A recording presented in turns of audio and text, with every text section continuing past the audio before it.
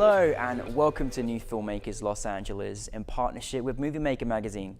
My name is Danny DeLillo and we're here at the Cambridge Los Angeles showroom in West Hollywood. And I'm here with Maegan Houang with her music video, Happy by Mitski. Let's take a look at a clip. So he laid me down and I felt happy come inside of me. He laid me down and I felt happy.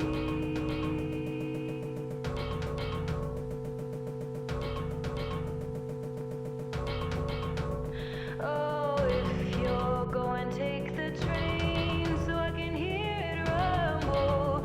One last rumble. Maegan, I am delighted to have you return again. Welcome back. Oh, thank you so much for having me again. Well, when you keep making great films, then you know we have to keep inviting you back because it was wonderful.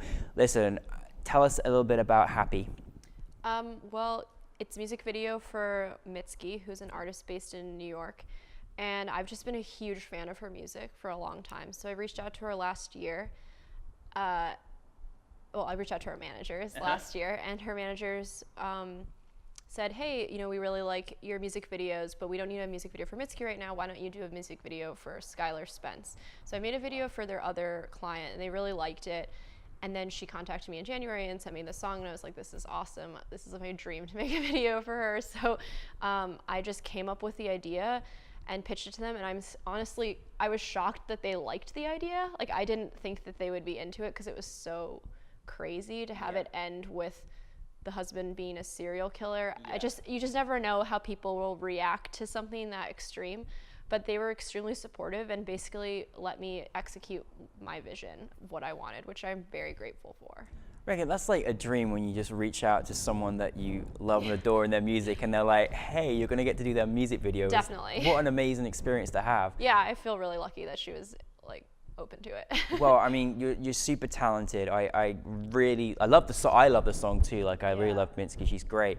But I mean, that music video was so good. Where was your kind of inspiration for, you know, as you say, making the husband a serial killer with this, you know, beautiful young woman who goes through quite an experience in 3 minutes?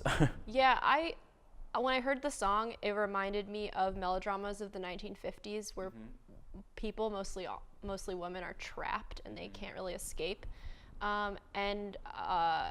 I sort of applied like my own experience of having really high expectations for a relationship or a person and having them be totally destroyed, even worse than I could ever imagine.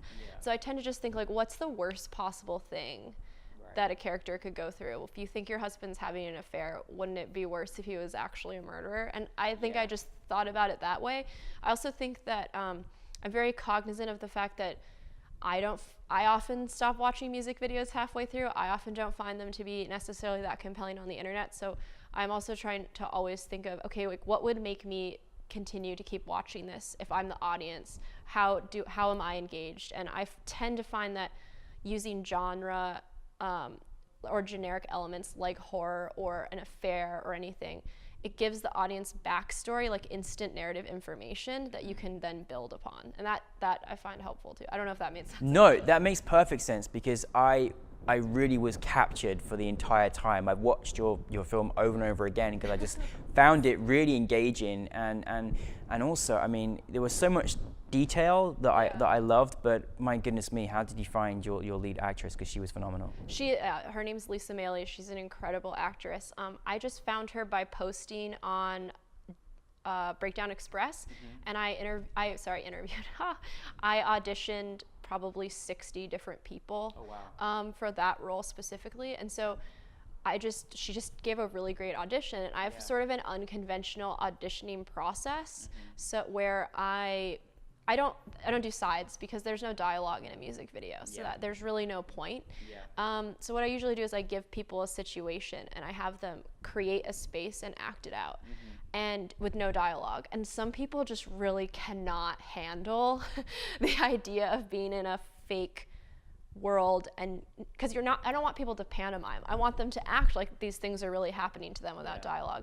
She just loved it. And anytime I have an audition and an actor leaves and they say like, that was really fun, I know that's the kind of actor that I'll get along with. Because for me, if somebody can pretend in a room with nothing, with no set, with no costumes, if I give them the art direction and the costumes and the situation and the other actors, I know that they're gonna nail it because they could do it without all of that. Yeah, well, I mean, again, when you trying to get someone to sort of act in a music video, because you don't often think about like the acting in the music video. You think of many other things, but in your videos, I always do. I think, wow, she's capturing my thoughts and the moments that she does, and you're brilliant.